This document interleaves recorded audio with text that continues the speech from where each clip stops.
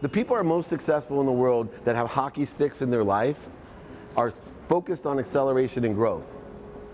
Because our minds don't work in the way that if it takes us 10 years to get to 25%, it's only going to take us 5 years more to get to 50%, 2.5 years more to get to 100%, a year and 3 quarters to get to 400, 800, 1600. No, our mind, after 10 years and 25%, 99% of us quit. Too many people in our lives are telling us we're going down the wrong path, we're losers. Meanwhile, I see exponential growth and acceleration in my business in 10 years. And then at 50%, of the 1%, another 99% quit because things get really hard. I'm only halfway there, it's been 15 years. Meanwhile, in the next 4 years before I'm 40 years old, I'm gonna be at 200% of my goal, and people are gonna be like, he's so lucky, he's an overnight success. I don't know any overnight successes. Most of them, I thought I had one of my friends, Rob Angel, he created Pictionary, and for some reason I wasn't listening to him, and I thought he was an overnight success, and then I found out after interviewing him that it was 17 years, and he goes, yeah, overnight success, try standing at the escalator for 3 years handing out things at the Nordstroms, making no money, owing your uncle money, everybody telling you you're wasting your life because you're trying to make millions of dollars with a piece of paper and a pencil. Now he's one of the luckiest people we know. What are you willing to do? Are you going to enjoy the consistent, everyday, persistent pursuit of your potential? Are you going to do it? You're not going to do what you love. Nobody does what they love. They learn to love what you do. It's a completely different thing. We're romanticizing somehow, right? This passion and purpose and this entrepreneurial thing. That's bullshit.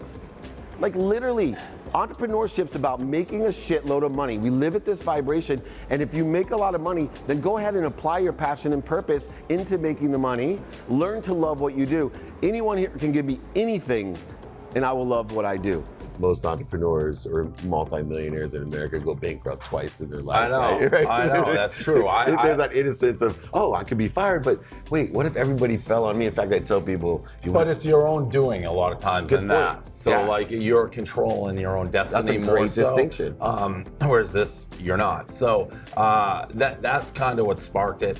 And so I went from basically that job right into Barstool. I knew I basically collected unemployment while I started Barstool. I quit and was able to still get the unemployment and put the wheels in motion to start the company. What year was that? This was about 2004. 2004, because you're an overnight success, as they say, in 14 years. There was nothing overnight successful about Barstool Sports. But people think that, right? They think that. There was nothing overnight successful about Barstool. In Barstool Sports, we take it, you didn't raise millions of dollars using the coverage from Yankee Group.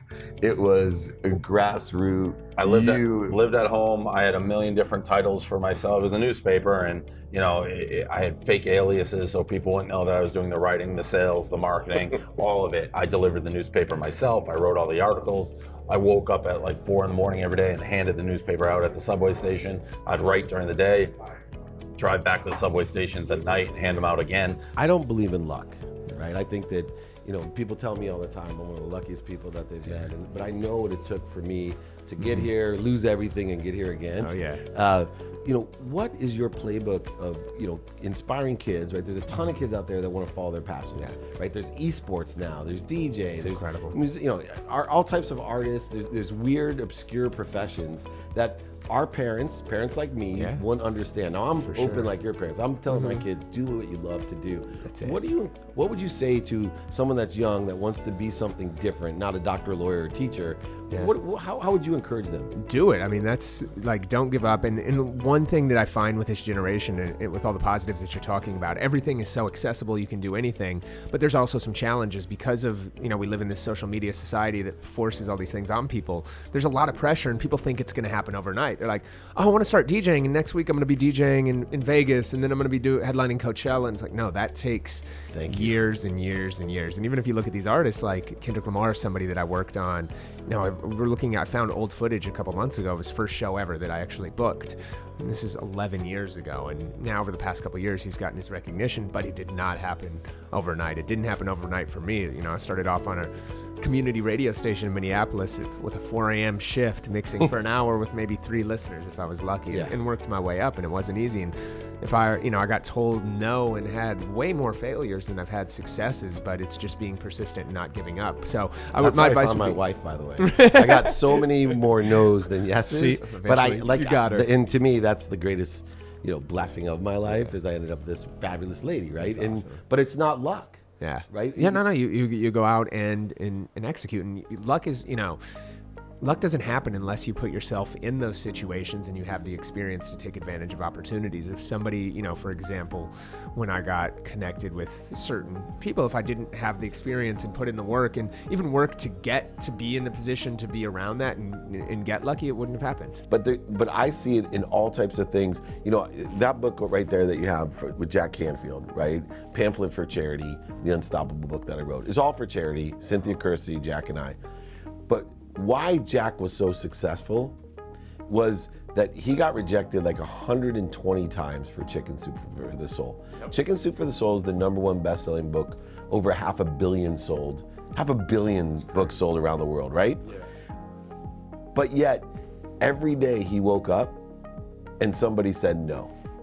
But he didn't miss a day and say, you know what, I'm gonna go try to write another book, something else. This one, he could have after 10 no's, 20 no's, 30 no's, 40 no's, 80 no's, 100 no's, right? For sure. And could have given in, yeah. And I believe that the greater the lessons are, is the longer that it takes.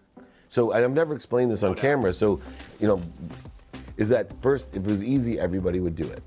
Yep. So, the longer something takes is almost inversely related mathematically to the success that you're gonna have.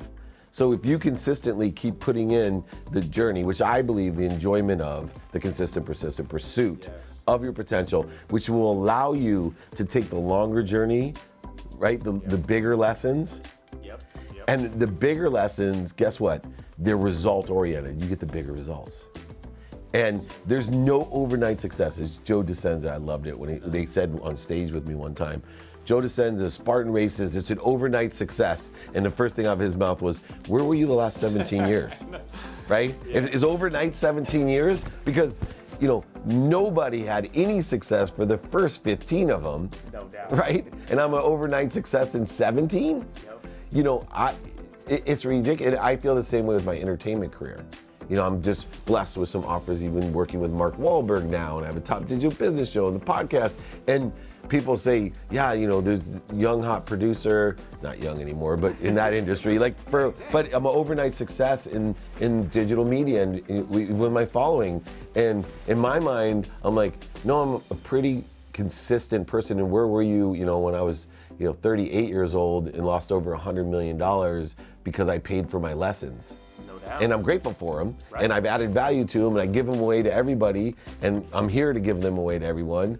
But that's a long time to learn the lessons of how I could be successful.